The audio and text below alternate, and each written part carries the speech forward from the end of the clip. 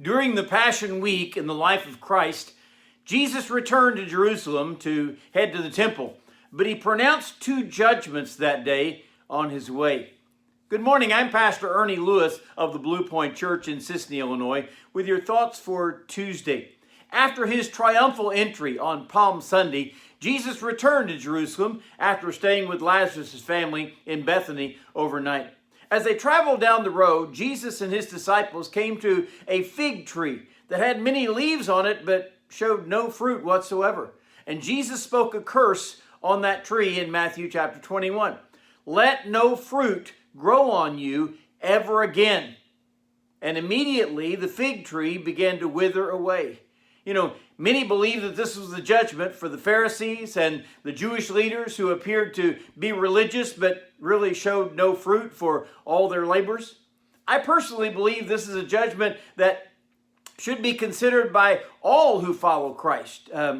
Do we ever appear spiritually healthy on the outside, bearing beautiful leaves, but really bear no fruit?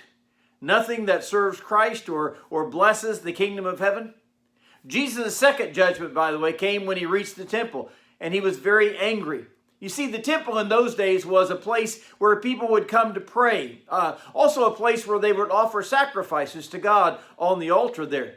And apparently many businessmen had set up shop in the temple courtyard where they would sell animals or birds, even incense for the people to offer up to God. That had gotten out of hand over time and simply looked like a marketplace there.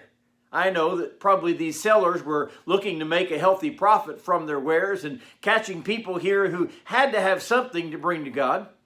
Those people seemed to be oblivious that this was all about worship and sacrifice, and yet they had made it something else. It should have nothing to do with profits and sales and merchandise and money changing. So in Matthew 21 and verse 12, it says, Then Jesus went to the temple of God, and he drove out all who bought and sold in the temple, and overturned the tables of the money changers and the seats of those who sold doves. And he said to them, It is written, My house shall be called a house of prayer, but you have made it into a den of thieves. This was such a sacred place. It was supposed to be set aside to represent the presence of God among his people. So the question is today, do our churches often look like the temple that was tainted by merchants? Oh, not that we're selling merchandise, and certainly not that we're bringing in sacrificial animals. But when did the church stop being a place where we would go to pray or where we sought God? Sometimes it seems to be a country club for a clique of friends and neighbors that gather together. Or sometimes it becomes a showcase for our fanciest Sunday outfits, especially on Easter when we should be celebrating the risen Christ.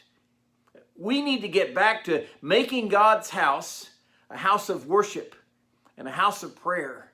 And remember that we are to produce fruit, much like the fig tree that was cursed for not doing so.